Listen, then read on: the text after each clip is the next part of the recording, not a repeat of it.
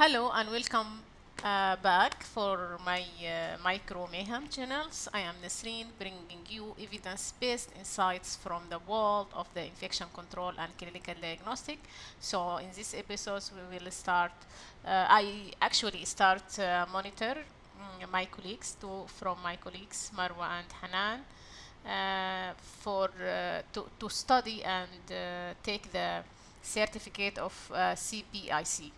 So in this episode, we will walk through the key risk factors that facilitate the transmission of infectious agents, which is the chapter 21 in APIC textbook.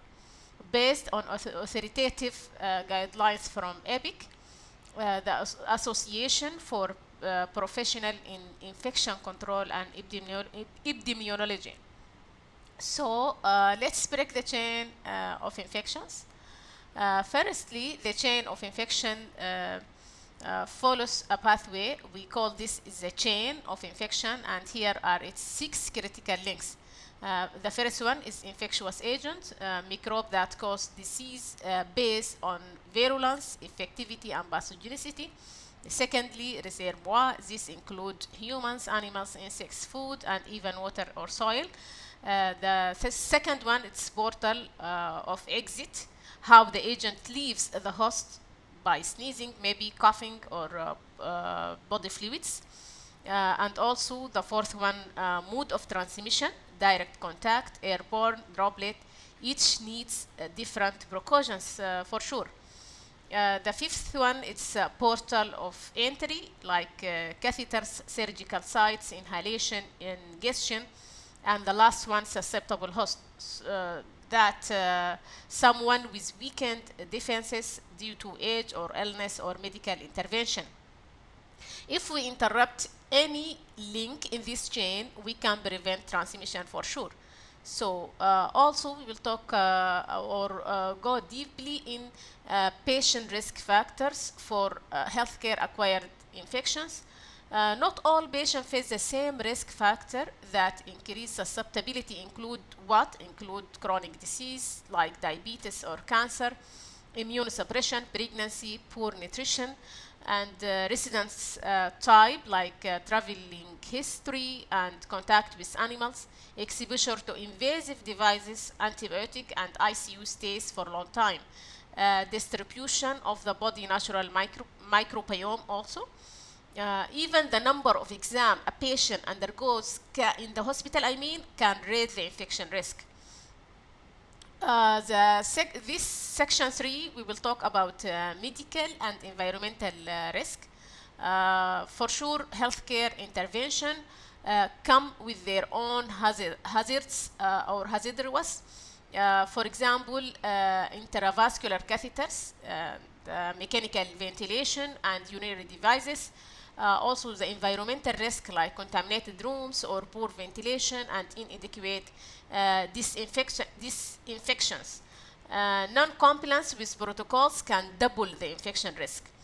And also indeed, strict adherence to device specific bundles has been shown to significantly reduce overall healthcare acquired infections. Also, we'll talk about healthcare worker visitors. Infection risk extend beyond patients for sure. We will say that here healthcare personnel are exposed with direct contact and airborne transmission. Visitors providing care face similar risk, especially without PPE or respiratory hygiene. Ventilation system, share spaces, and undiagnosed infections make exposure harder to detect. Protecting both caregiver and visitors means enforcing precautions and educations. Then we will talk about infection prevention practices. Prevention isn't single solution. It's not easy at all. It's a multiple layer strategy, patient care, how we can use proper technique for high risk procedures, surveillance, active monitoring through a system like NHUSN, we will call it, or NHSN, Okay, placement, isolation, or cohorting based on infection status, education. That means we should empower patients with hygiene and barrier techniques. Personnel, even in the stage of personnel, we require immunization and monitoring exposure risk, environment and diet, control bioburden, water system, and food safety.